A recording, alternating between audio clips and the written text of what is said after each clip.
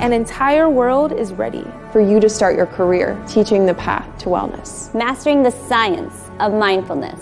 And the art of coaching. To help clients achieve mental, emotional, and physical betterment of life. Through movement, nutrition, recovery, and regeneration. Because impacting one person impacts a family. Impacting a family impacts a community. And impacting a community impacts the world. Become an NASM certified wellness coach.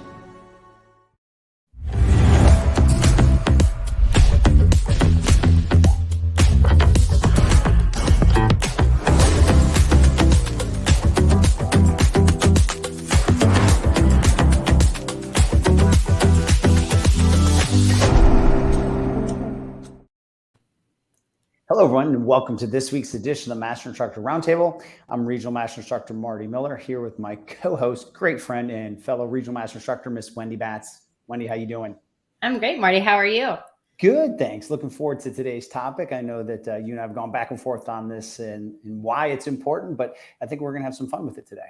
I do too. And those of you guys that are joining us, Marty and I are going to talk about accommodating resistance today.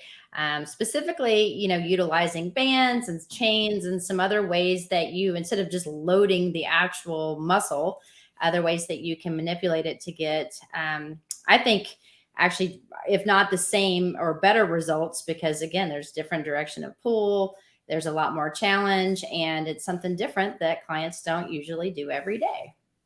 Right. And I think sometimes personal trainers and or people in the gym, they grab bands and they're using them and they just use them because either they're there or they've seen it being used, but they don't truly understand that there is a unique scientific application to the type of resistance that these bands and or chains can provide.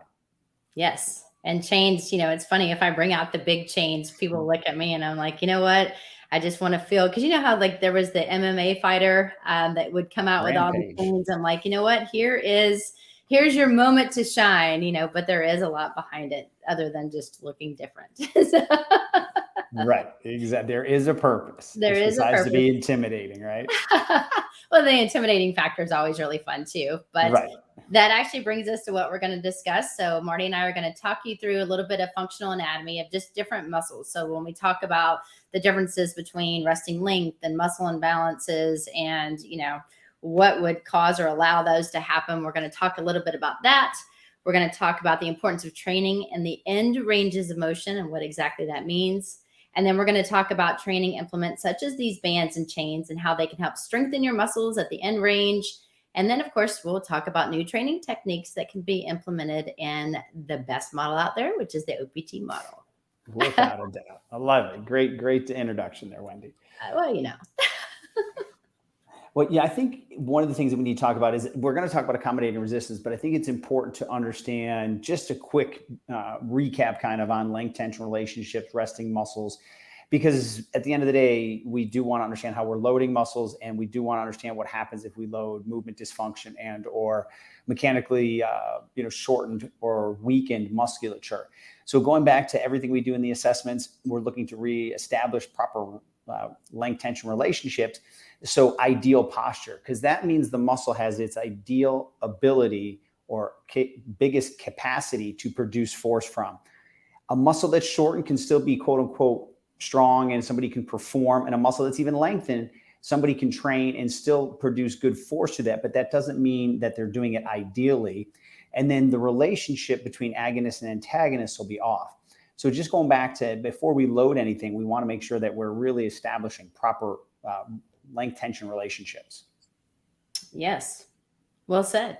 And the resting length, of course, is just when the muscle's at rest, ideally. So, but like you said, when you're talking about length tension relationships, we're talking about, as you mentioned, the association between that resting length and then the amount of internal tension that it can produce at that resting length. And so I know, Marty, when you and I discuss length tension relationships and the importance of it, I always use the example of like making a fist. And ideally, when you've got, your muscles that are ideally lined up from joint to joint, then we don't have overactivity or underactivity on one side of the joint or the other. It is ideally lined up to produce the greatest amount of force. So for those of you guys that haven't been to one of our workshops, think about this if you're not watching it, but if you were to line up your elbow and your wrist and you make a really good fist and you've got kind of a neutral position in your wrist, you're going to be able to make a really strong fist. And that's ideally where everything is lined up optimally. But if you go into wrist flexion, and that is actually your resting length, or what your body is saying is normal because of overactivity in the flexors, then what ends up happening is you're going to notice that fist that you're making isn't as strong as it was when it was in a neutral position. And so when your muscle is overactive, it is still weak. And if you go to the other example and the other extreme, and you go into extension, you're going to see it's even weaker. And so when we talk about trying to find ideal alignment, that's actually what we're focusing on, is making sure that we have proper link tension relationships from, in the muscles. So therefore we don't have overactivity and underactivity. Well said, Wendy. Thanks, man. Excellent. So, I think you did a great job there talking about overactive and underactive. And this goes back to just everything we do, every assessment, every exercise, we're looking at, is there muscles that are overactive, doing too much of the work? Are there muscles underactive, not doing enough of the work? And then how do we put together programs that elicit the best response? So that way we get ideal firing patterns from both sides of a joint, or creating good joint arthrokinematics. And I think that that's the key thing. Again, you and I have talked about this in other Master Instructor Roundtables. It's not that we're only going to do some resistance training on the underactive tissue, but we want to reestablish proper length first before we load either side, either the overactive or underactive. And I think it's important too to think about this. If you've got clients that sit all day, or they do these same movements each and every day, or even if they're sleeping and they sleep with the hips in a flex position because they're curled in a ball, and they sleep for 8 hours a day, then the body ends up saying, hey, wait a minute, maybe this is the new normal. And so, that becomes like where we're trying to reprogram the brain to get everything optimally lined up. So again, when we talk about chronic states, and this is how our body is, it's not like we're intending to do that on purpose. It's just because of our daily activities in life that leads us to that. And, and those of you guys that are joining Marty Miller and I today on the Master Instructor Roundtable, we're talking about overcoming or accommodating resistance. But first of all, we want to overcome any compensations first in order to, get the muscles ideally lined up. So when we go into the next few slides, and I'll have Marty really kind of take us through a lot of it, because I think you're doing a phenomenal job explaining it. We're going to vary up different ways of choosing exercises for your clients that will reduce stress to the joints based on what we found. I will do my best, Wendy. Put the pressure on you, Marty. Exactly. So she gives me the real wordy slide. I get That's what you're right. No. So the words here are for everyone to read it and kind of digest it. And if you haven't heard of strength curves before, we're going to touch on it. But this hopefully elicits a response in you where you're like, you know what? I never thought about that when I was doing exercises. This makes sense to me now, but maybe I need to go look at it a little differently. So when we look at exercises, and I'm not talking about what phase of training somebody's in. We're just talking about the normal biomechanics on when you have a mechanical advantage or a mechanical disadvantage through your exercises. So again, the graph is kind of easy to see. There's a lot of words here, but again, it's just showing you what we want to look at. So there's three main strength curves we want to look at. We have an ascending, a descending, and a bell-shaped curve. So when you look at the first one, the ascending strength curve, these will be exercises that are easier at the top of the motion. So think about your bench press, your squat, your deadlift. It's harder at the beginning of the exercise. In the powerlifting realm, you might hear some people they get stuck in the hole or things like this, or there's a sticking point. That's just, a more simpler way of looking at, hey, I could not get past the weakest point within that movement with the load that I was moving at that time. Once you get past that sticking point or that part of the exercise, it becomes easier for you just mechanically. And we'll show a slide later that really recaps that.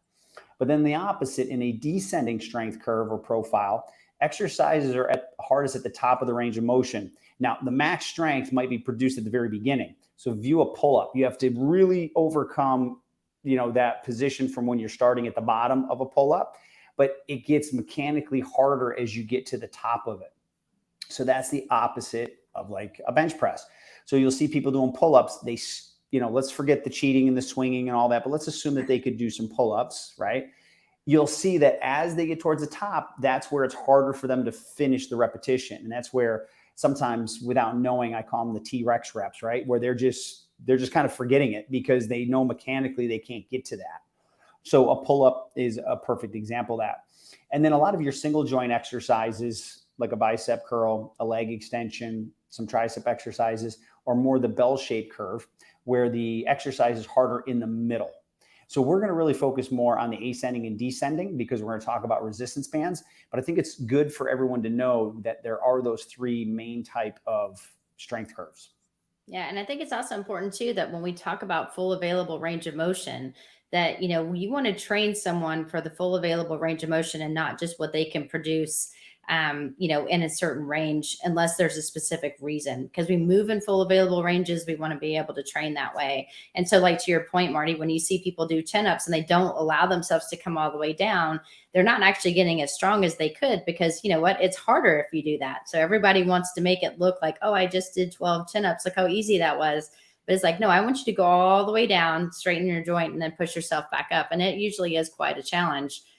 When you start to incorporate, these, and to your point, it also, if understanding these strength curves, I think also helps people know when we're putting tempo to some of this stuff too. Because, when you think about this, when you're coming up and doing a pull-up, you should be able to pull up. If you're using phase 1, for example, I mean, we wouldn't do that, but let's just do that. If we were doing a 4-2-1, or let's say we're doing phase 2 and we're doing a 3-2-1 or 2-0-2, whatever. You would come up for 1, hold for 2, and then lower yourself down for 3 if it was a 3-2-1. And I think people don't, they kind of get confused with that because, they're pulling and they're not going very fast. Ideally, you want to be able to get up in 1. So that's where maybe some of these resistance bands can come into play, like the super bands, to help, Right. modify some of that. Just Great saying. point. Absolutely. So another thing that we've talked about in our PES, and I think this is still important for, whether you're doing CES all the way through PES with CPT in the middle, is I think you do need to understand the force velocity curve. So there is a right amount of weight to develop power. And that's why I love our superset. You pick up something very, very heavy to wake up all the musculature, then you go light so that way you can move at high speed. Yes, picking up something very heavy helps, and yes, moving at high speed helps, but we'll get more into that in the PES on how you truly elicit power output. But I think the biggest thing here is when you're looking at the strength curves, everyone back in the day when I grew up, everyone's like, what was your max bench press? Wendy, I know you used to walk around bragging about your max bench. Totally. I mean, if you guys saw me bench, you'd be blowing it up. But if your max bench, Wendy, back in the day, which I do believe was 300 pounds, all that really is telling you is 300 pounds was the maximum you could lift at the weakest part of your lift. So if we only train with a barbell or dumbbells, and we know that there's all of a sudden a strength curve that allows me a mechanical advantage, am I truly maximizing my strength because I can only lift through the range of motion what I can overcome at my weakest point? So technically, if you really want to look at it from a performance standpoint, we're leaving strength on the table, because as I gain a mechanical advantage, am I really challenging myself to my highest potential? The answer would be no. So this is where, from a sports performance standpoint, the elastic bands and things will come in, because as I get past my weakest point, now I start to have that accommodating resistance. The band now starts to stretch and add more resistance in the motion where I was at a mechanical advantage. So this is how you can really challenge someone to maximize all their strength gains by properly utilizing resistance bands. Yes. And those are you guys that are just joining Marty Miller and I on today's Master Instructor Roundtable. We're talking about accommodating resistance. And yes, we've talked about some anatomy and functional anatomy and the importance of, proper link tension relationships in order to have neuromuscular efficiency throughout all of our movement. And Marty, I think when we talked about the strength curves, super, super important. And the force velocity curve, for some reason, people sometimes, they see that and they're like, oh, no, this is going to be complicated. And it's not. And to your point, I mean, I know with a lot of my clients, I love doing, like chest presses and putting the resistance band on there. And they're like, man, this was so much harder because it's just different. Because think about this, if you are doing a chest press, even if you're using, dumbbells and doing it, people can come up and come down. They're used to that. But now you've got something that wants to shoot them back down. And while you're in the process of pushing up, because again, like you said, when when you're the weakest, the band's the strongest. And so if you keep thinking about that, you really have to push through that, as well as try to maintain proper alignment and tempo. So yeah, the bands are great. You can use chains as well in some exercises. So chains are a little more easy to quantify the weight, because you can basically measure how many links that they're, moving, and you could weigh it. A band, companies are going to have different resistance profiles. There's some similarity.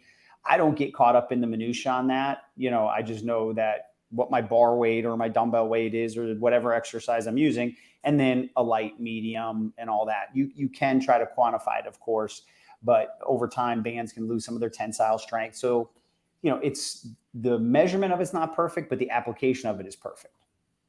Oh, look at you using the perfect word. I love it. I didn't even have that written down.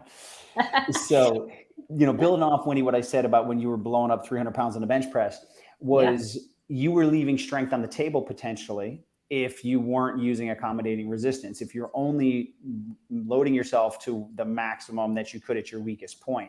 So I always kind of view it as, if I'm trying to get incredibly strong or incredibly powerful, yes, you can use these for stability as well. We can talk about that. But it's like putting water through a hose that has a few little leaks in it. You're not going to get the max pressure at the end of the hose if there's a little bit of leakage in the hose. So if I want this person, if it's really that important that they get to that maximum strength, this is an absolute great way to put in the bands or chains. But then also for someone that just wants to challenge themselves, like you said, Wendy, have a little bit more of acceleration, because if I'm accelerating a bar or trying to do a power exercise, I have to slow myself down at some point. But if I use bands, I can extend the amount of time that I can accelerate that bar, because as the band stretches, it's going to slow me down as well. So, it's a great tool to elicit better responses and to increase power and strength production. Well, and I think, and I mean, to your point too, Marty, it's also different because it's not necessarily we're just adding load. I mean, we're adding band, we are adding the resistance, but the amount of load that we lift each and every time, it's putting such a demand on the joints itself. And I think, we have to understand, we start adding another 10 here and 25 here. And, depending on whether we're using a bar or dumbbells or whatever it is, if we just decided to leave the weight alone and then adding, to your point, different resistance bands, whatever thickness or whatever, difficulty we want to include in that band, even just a basic push-up with not even using a bar, I mean, can add more resistance to even just your body weight. And so I like to do this too when the weight starts to get really, really heavy, because it's so much different. And, it's one of those things where I know it's a little bit safer on the joint as we start to build up to these higher levels of weightlifting and intensity in the exercise selection, for sure. Yeah, it's a great point you bring up. And, we could talk about it here in a slide or two. But the other thing too, for people who are trying to use it to reduce injury, is if I'm ready to do some strength training, and depending on the machine or the exercise, a lot of times you have to do a dead start, right? Like a chest press, you just have to start from the very beginning. Or other exercises. Sometimes they have a foot adjustment that allows the bar to come out, and you can do the eccentric first. But the beauty of bands is there's no inertia that you have to overcome. So if you're using a dead weight and that's when you have to start pushing, that's where the most amount of stress is in the joint. Doesn't matter if it's a healthy joint or a joint that has arthritis or an injury. So bands are phenomenal to gradually or accommodate the resistance as the joint gets moving, so it's much safer. So this is where the resistance bands can be phenomenal in corrective as well as stabilization, strength, or power. And the other thing too, Wendy, I'll travel with my bands. I always do some type of rotator cuff work before any upper body work. And instead of grabbing a cable and doing external rotation, that's a constant resistance. I'll use a resistance band, because as my rotator cuff gets in a shortened position, it's anatomically weaker. Well, why would I not want the band to be providing more resistance in my weakest position? Where if I use a cable, it's a constant resistance throughout the strength curve. So I will purposely choose a band over a cable, because I'm trying to maximally strengthen my rotator cuff or other muscles when they're at their weakest. Mm-hmm. And I also think it's important to note too that, when people don't use bands, a lot of times they're like, well, I think they're too easy or whatever the case may be. For me, I use it a lot as a tool with my clients to teach them tempo. because, oftentimes people go so fast that then the band starts swinging, and then you're like, okay, where was the control in that? And you can visually see, not only, you're not counting or whatever, but you visually see that obviously during the deceleration or the eccentric portion of that contraction, they should be slowing things down. And instead they're just letting the band kind of whip themselves back into the starting position. And that's definitely not what you want. So to me, I think it's also a very good training tool. Especially when you have those people that every time they move, it's like they're putting out a fire or trying to start a fire. It's just so fast. And you're like, okay, we need to slow this down. Right. So, I think a lot of these little tips that we're talking about today can be so beneficial to trainers if you're not utilizing some of these cues and tips, if you will. There you go. All right, we'll move forward.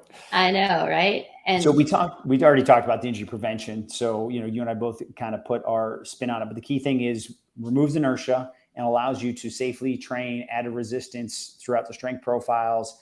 And, I love the point that you made, Wendy, that it's kind of a visual cue on can they control the deceleration, because the band does want to pull you back. So you then have to stabilize as well, which is a nice feature.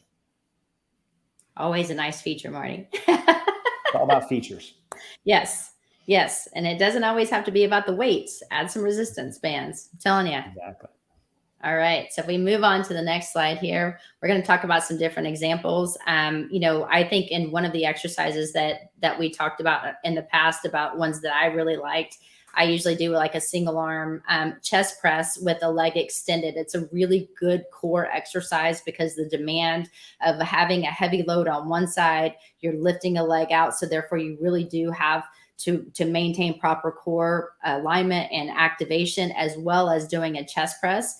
When you start adding the resistance band to it, again, now there's even more that's going to want to pull you down. And in this picture, it looks like the guy's left leg is extended. Whether it's extended or bent, it doesn't matter. But regardless, it's trying to make sure that the hips stay neutral. And again, if he were just to let that go, the band would want to pull him back down towards the ground, so with gravity. And so therefore, again, when you really want to focus on not necessarily lifting a heavier weight, but then learning to, go against and focus even more on the eccentric component of that exercise, which again is where most injuries occur and how you're going to actually get stronger when you go into power. I think this is a great learning exercise, again, in stabilization by slowing things down and really fighting gravity, as well as the band, as well as the weight. And this is one of the ones I use very, very often. Yeah. And that's our good friend, Andy Hanley there. So yeah, that's what I thought. Yes, I figured you were, but I'll take the other two here. So with the one in the middle, the back extension, what I like about it is, man, I see people carrying like 45-pound plates, but when you're in that fully flexed position and your core is basically disengaged, you have to come from that dead stop and start the motion when you're at your most vulnerable. No, thank you. So if you can safely do the band, right? You could hold the band. There's different ways to do it, but it's safe. It's not around his neck. He's only getting the resistance as he's getting into a biomechanically safe position. And it's going to, at the top is when he said, if he has to pause there for a second, that band's trying to pull him down. He has to really fight with his entire core, his glutes, etc., to really maintain that position. So I would much rather do a banded extension like this than a loaded with a plate or a dumbbell. And then the other person, I don't quite know who that might be, but on the hip thrust there, as I'm coming up and getting out of the hole, I start to gain mechanical advantage. So the fact that I could band that, and I purposely didn't put any plates on there so you could see the band, is that now I'm still getting maximum contraction at the top where I can really lock in my glutes. The other thing, this allows me to move at a higher speed if I want to do some type of speed work as I was doing here in a hip thrust. So just a great application. Don't just do it, as I say, joking around because it's Instagrammable. There is a reason we should be utilizing bands, but I just think a lot of people do them because it looks cool. But I think sometimes they just kind of forget or don't even fully appreciate the science that's being applied. Yeah. And I mean, and when you think about this too, Marty, these are like really good examples. It's almost like if you're looking at each picture, it's like, here's phase 1, here's phase 2, and here's phase 3. So like, again, if you're looking at, what Andy's doing, if his leg's extended, obviously it's on an unstable surface then, even though it is a bench, because it's not like he's planted on the ground and his body's in that position. Plus it's a one-sided load that he's doing with it being a single arm. And if you're slowing that down, I mean, again, think about the core stabilization that you're working on as well as the chest. And I think it's a very good like phase 1 type exercise, or even paired with a phase 2 stabilization or strength, whichever way you want to look at it. And then again, when we talk about advancing into core and we think about now we're adding flexion and extension of the spine and getting those global muscles and the erectors now firing when we're going to back extension, to your point, instead of it always having to be about an actual weight, use the band, because to your point, that gravity, I mean, you're having to fight that. So this is more of an advanced, core, strength core exercise that you could do, or even if you're doing something for just the back alone. And then to your point, hip thrust, whether you're looking at it as a bridge, a hip thrust, I mean, they're the same thing pretty much. I mean, there's some differences, but instead of loading it with just like you said, the big weights, I mean, especially in power, I think this is great. Everyone's glutes are weak. And if you go and you're doing 1 to 5 reps in power of something really heavy, like your squats, and then you go into this and you're doing this for power with resistance, it is extremely challenging. And you are getting the best of both worlds by, as you can see, not necessarily having to load it heavy. And that's what I think people sometimes think, that power means it has to be really heavy. It has to be heavy, and then it needs to be fast. Correct. Yep, absolutely. And the other thing too, I travel a ton, or people who have home gyms, you can automatically make your exercises more challenging. Like, if you go to a gym and like, they only have up to 50-pound dumbbells. I know that's Wendy's, what her problem is when she's doing bicep curls. Totally. But, have you seen my gun show, Marty? That's why I said it. But if I have a set of bands, my bench and my guns, I mean, exactly. I'm golden. It's silly almost, but silly, jealous. But anyways, if you have a set of bands, you don't necessarily need as much external load anymore, right? So whether you're in a hotel, whether you're traveling, whether you're building a home gym, if you understand how to mix these tools in, you can save yourself some time, space, and money by having the bands, which are less expensive, but also more versatile than just pure weight sometimes. Yes. And those of you guys who are joining Marty Miller and I today on the Master Instructor Roundtable, myself, Wendy Batts, and Marty are talking about accommodating resistance, that it doesn't always have to be about the weight, but adding some resistance bands or chains or things that are going to fight gravity and cause just obviously some kind of different resistance to what you're currently doing. This is just ways to add some different tools in your toolbox without necessarily just increasing the actual weight itself. Do something different. And as you can see, when you're the weakest, it's the strongest, and it's super, super challenging, especially going against gravity. Oh man, is it ever. So these are just some of the benefits. Again, we'll leave the slide up here for a few seconds. You can read through it. We've addressed it. So bands and or chains, obviously with bars, dumbbells, whatever's safe. I've seen people be creative safely and even use it with suspension training. Increased power output. We've expressed why that is. I can spend more time accelerating the bar. I can work through my weaker ranges of motion. All of this is important. And then also involve increased EMG activity. So if I'm loading myself more, especially in ranges of motion where I'm not normally working as hard, there's going to be more EMG activity. So if there's more activity of the musculature, then obviously there's going to be better benefits, whether it's a strength, hypertrophy, power output. It's just, again, another level of increasing the output of the movements within the muscular system that's creating those movements. And then you'll see here similar or greater increase in strength and greater increase in rate of force development, which is amazing if you're training for performance.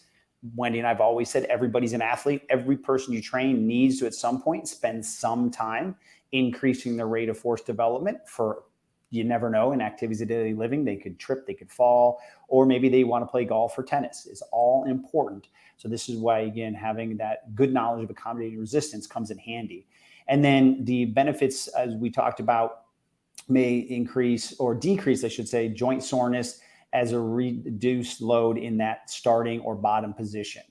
So all around, wonderful benefits. Yeah. And I mean, and one thing too, like when we were talking about the pull-ups, I think it's important, we're talking about adding, some external resistance, but I think it's also too, good to understand that if, like, let's say you're doing a pull-up and you can put like a super band and tie it up where the pull-up bar is, and you stick, both feet in, then obviously you're de-weighting yourself to get perfect form and to allow yourself to work through that full range or available range of motion. And then as you get stronger doing that, you can take one foot out, and then you've got it as kind of I always call it like a deloader, if you will, kind of a way to kind of give yourself a little bit more of a lift with help, because that's what the super bands do. They're lifting you up and providing, giving you that extra little boost that you need versus it being a trainer's hand underneath your foot, just pushing you up and down. And so when you're looking at different, ways of doing these resistance bands or using it, be creative and think about when is it going to be appropriate. Like I said, I use a lot of these bands, especially in power, for the reasons that Marty, you even said. But, you can also, like I said, I think they're a great learning tool, whether it's tempo, decreasing body weight if you need to, depending on obviously the positioning, as you talked about, the starting position, whether the load is from the bottom or the top. So, just things to think about. And one of the reasons, I think doing this today hopefully will help you guys kind of think a little bit deeper in your programming and, offer something different. All right. Great points, as always, Wendy. Thanks, man. So key takeaways. So as I think both of us talked today, is do you even have that good understanding of what we're working on when we add in resistance bands?